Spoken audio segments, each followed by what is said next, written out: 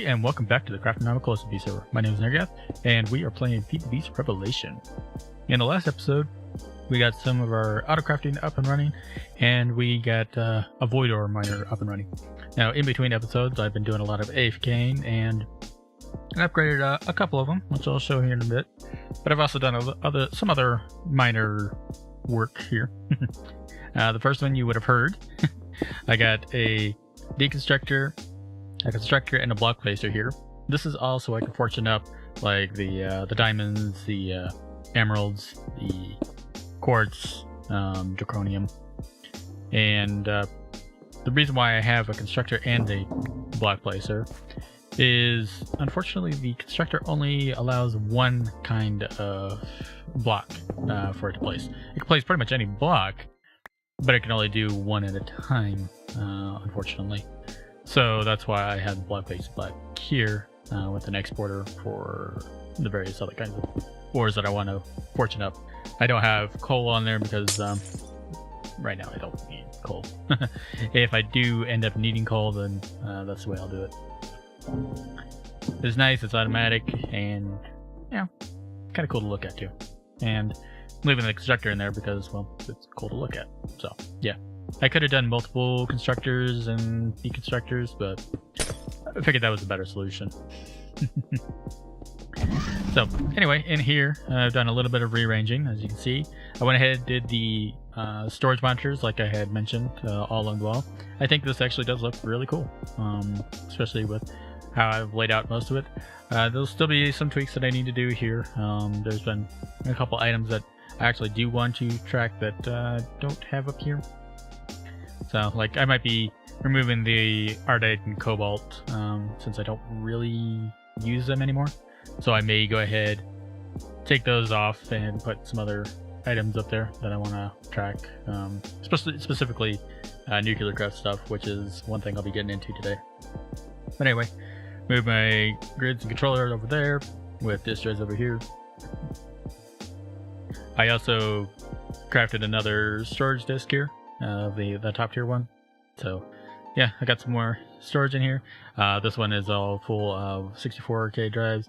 Eventually I may move what's in these over to those drives right there, and then just from here on out only have the top tier drives. I'll figure it out if I want to do that, but yeah, right now this works. Other than that, I've been making a ton of patterns relating to Nuclearcraft, environmental tech, and also draconic evolution, which I, depending on time, I may get into today. We'll see. Or at least prepping for getting to that. We'll see. Anyway, if I get to that point, I'll explain what I mean there. If we head over to the auto crafting house, I'm going to go ahead and show you a little bit that I've done there. But this is one of the reasons why I need to get into better power in this episode.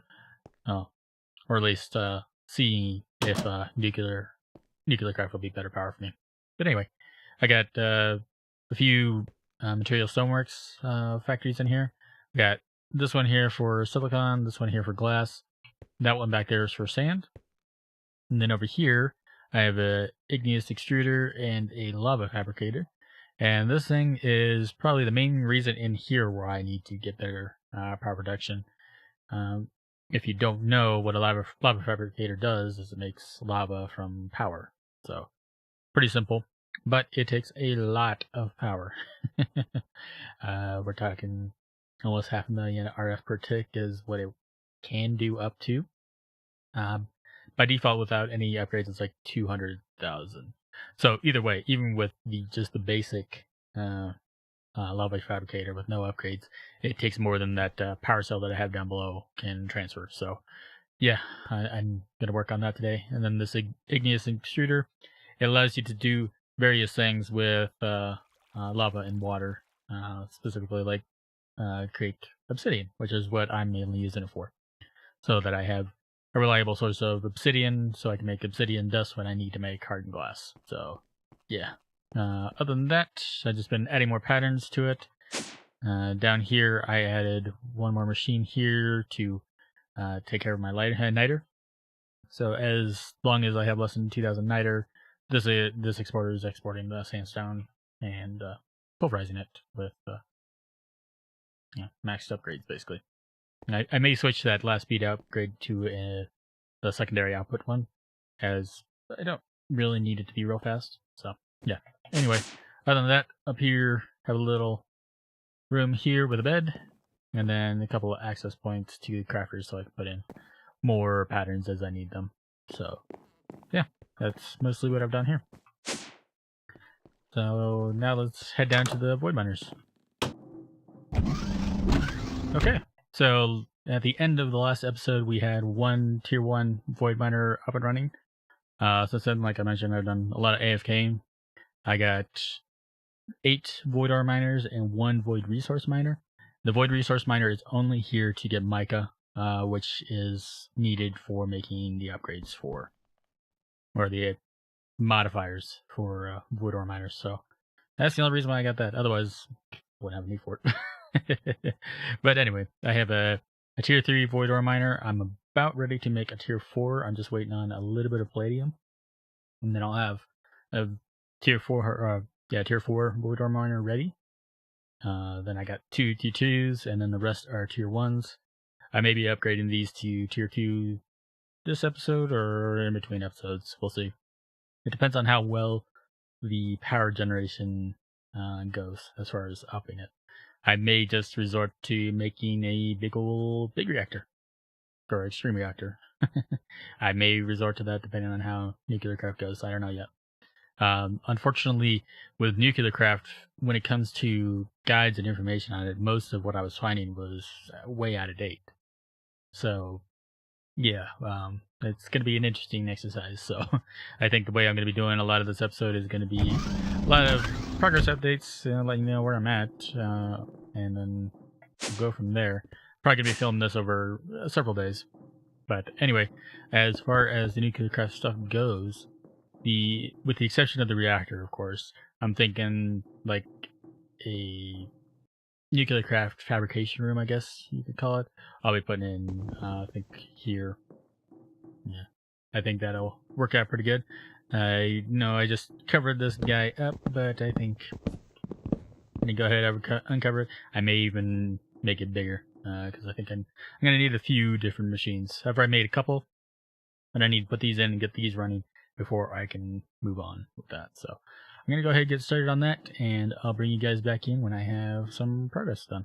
Alright, and welcome back. I thought I'd go ahead and bring you back in for a quick progress update. I've made quite a few of the machines from Nuclearcraft. Whether I need them all, I don't know. Whether I need more of them, I don't know. Like I said, all the guides that I looked at were pretty out of date, so I'm kind of piecing together information that I've been reading from updates and all that stuff. So yeah, right now I'm mainly waiting on reactor casings to be made, and then I will build the reactor and we'll go from there. Alright, and welcome back everyone. So, a little bit of a progress update of sorts, and so it's been a couple hours since the last cut. Been doing a lot of tinkering around with this thing. But I finally got a reactor that works very well. Big reactors are still better at the moment, but I think part of that is because of the fuel that I have available to me at the moment. I might be able to tweak it and get some better fuels here in a little bit, but anyway, I have a computer system here that automatically controls this so that once it gets about 90 to 95% full on its energy buffer, it shuts off. I don't need to worry about heat, because this thing actually produces negative heat, which is definitely a thing and definitely is good. I also moved the advanced power cell from here to, from the big reactor to here, because I was having some weird power issues with it. So I put it over here to keep up with it.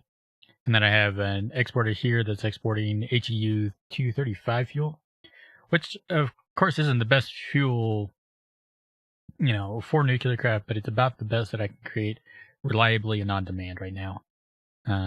Eventually, I'll be able to switch over to a better fuel, like a plutonium or something like that. But for right now, I'm sticking with the HEU 235, because all I need to do is just separate some uranium and then give it oxygen, and then boom, got it. So it's actually really easy for me to get. But anyway, I got crafting upgrade, of course, so that I can craft it whenever I need. And then I got this guy pulling out the depleted HEU 235s. Right now, I'm not automatically reprocessing those yet. I'm going to set those up eventually, but right now it's not a big deal if it's not reprocessed right away, because that's how I'm going to get a new form of plutonium. So what I might end up doing is I might create another reactor just to use HEU 235, so I can output the depleted ones to process them, and then change this one over to what I can make with the processed depleted cells. But anyway, enough of that. So this little guy right here is a 9x8x9, so it's a little bit bigger than my big reactors. Not by a ton, but it is a little bigger. Produces almost 41,000 RF per tick with this fuel that I got, and the base power for this fuel is not even 700 RF per tick. So I get one that is doing about 1,000 base. I think this will really shine then, but it's gonna be a little while before I get to that point. But anyway, for the heat, I'm actually producing almost negative 2,000 heat, so I might be able to put in another fuel rod, which would give me more power, of course. But at the same time, I've tinkered with this enough. I am happy with where it's at, and I'm going to move on. But there's also, with having this reactor here along with my big reactor, it does allow me to run all my void ore miners at once and not worry about them running out of power along with the rest of the base. I am keeping my void resource miner off because if I were to look up mica, I have more than enough mica right now to last me for several speed upgrades when I do upgrade the rest of my void ore miners, because any of them take, I think, is like 5. And so that's not a big deal. And as it is, I do have enough material where I could upgrade this guy to tier 5. I'm not going to do that yet because I have other plans for those resources for the moment. Once I get enough palladium to replace the ionite, then I may upgrade that to a tier 5. But as it is, let's head upstairs, and you'll notice that I have a nice little blue block in my inventory. That is ionite, which is the resource that I was just talking about that I want to replace with palladium later. And the main special thing about this is that it's witherproof. So since I'm talking about witherproof blocks, I think you know where I'm going with that. An automatic wither killer. And what I'm thinking I'm going to do, but at least for temporary purposes, I may move it later. But as you can see out here, I already have the structure kind of already set up. I like the look of the palladium, so that's the main reason why I want to replace all these ionite blocks with palladium. And I just think it looks better. But anyway, got a nice little chamber here for killing withers. Then I have a mob crusher here. And if I turn on its working area, you'll see that it covers the area just fine. And what I want to find out, because I don't actually know yet, is will this kill the wither? I think it can, but I've never tried. So anyway, with that, I made a new energy cell, upgraded to resonant, and that's how I'm going to power it for right now. Later, if assuming this works, I will upgrade that to a more permanent power line. So anyway, let's go ahead and get some soul sand and some wither skeleton heads, because I also need another star so I can make a wither builder. And I don't know exactly how that wither builder works, if it will work like through the walls here or not. I don't know, but I figure we'll find out. So let's go ahead, get this guy ready to go. And I probably don't need to encase the wither completely, but I'm going to anyway. So let's get up and back off a little bit. Let's see how this works.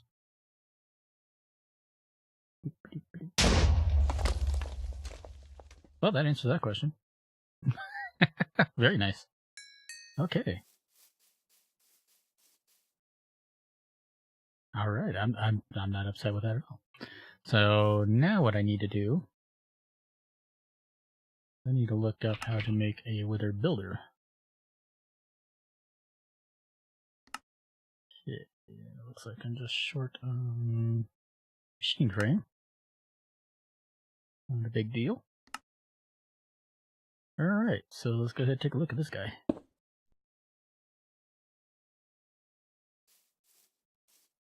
Okay, easy enough. So I want to put him a couple down. If I do him here, that'll do just fine. Okay.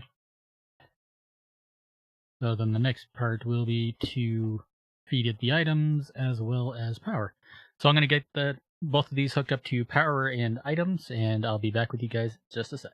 Okay, so I just found out a very important lesson. If you do this, make sure all the blocks are in place before you hook up power. I might have panicked a little bit and forgot to record, but yeah, I let loose probably about 10 withers. Yeah, I'm glad I have powerful weapons. And pizza. Can't forget the pizza. So let's try this again. This time I'll be recording. And we'll see. Hopefully this works. And I'm not wrong on that aspect.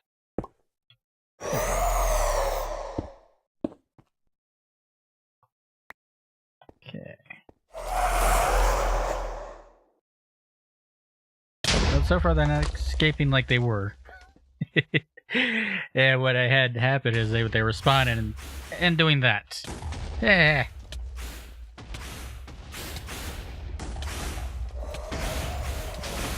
Get the power down. So at least I'm a little more prepared about it this time.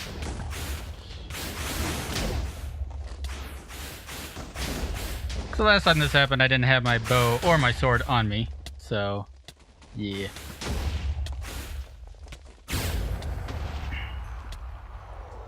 Okay then. So I think I need to rethink it. I may have to just increase the size of that or find a way to slow that thing down so it's not summoning them one after another. Alright. So that other another star. So anyway, I'm gonna have a think about this and bring you back in when I figure out a solution. So I'll be back in a little bit. Alright, welcome back. So it's been a couple days since the last cut. Unfortunately, I recorded some bits, but it turned out that where I was recording was a little too loud and made the audio kind of unusable, unfortunately. So, as a quick overview of what I've done, come up here, I've made a nether star generator to help power the lava fabricator. It works pretty nice. The only downside to that is that it puts out an effect of withering in the immediate vicinity. But to counteract that, at least for me, I made a witherless rose so that when I have that running, I don't actually get wither. So that's pretty nice. In addition to that, I moved where my wither killer is to down here on this level. And before I go and show that, I did put in soul cages here. 3 of them are wither skeletons, which is working pretty decently. I will probably want to move them to their own area if I need to get more nether stars. As it is right now I'm sitting on almost 5,000 nether stars. So it's going to be a little while before I actually need nether stars. But I do need nether stars for upgrading the void ore miners to tier 5s and tier 6s. As well as Draconic Evolution. I'm about to get ready to that, so I'm going to need it for that. And I'm sure there's other stuff I'm going to use nether stars for. But anyway, this is where I moved the Wither Killer to. It's completely encased in palladium now. Well, with the exception of this window here. And it's a little bit bigger than what I had outside, as well as a little wider. And this works extremely well. I've let this go as fast as it will go, and I haven't had any withers escape. So that's obviously a good thing. And yeah, I let it run for quite a while, obviously. And it produced quite a few nether stars. And what that means is that I can go and kill the end dragon quite a few times as well. I've already crafted, about 1,000 of the end crystals? Yeah. So what I'm going to do is I'm going to end this episode with killing the end dragon one time. And then in between episodes, I'm going to proceed to kill him several more times. All right, so here we are over in the end. And one thing that I'll point out is you probably can pick up on right away, we don't have any endermen spawning here. I went ahead and put some mega torches around the island so we don't have to contend with them while we fight the dragon. Which definitely makes the fight a lot easier. Only one target as opposed to, endermen deciding that they're going to get mad at you or whatnot. But yeah, I figure I'd go ahead and kill the dragon once with you guys on camera. I've already killed them a couple times off camera. I figure I'll go ahead kill them on camera with you guys and then end the episode. And beginning of the next episode, well, we'll get started on Draconic Evolution. Should be a fun time. Alright, so there's a couple of crystals to go. Here we go.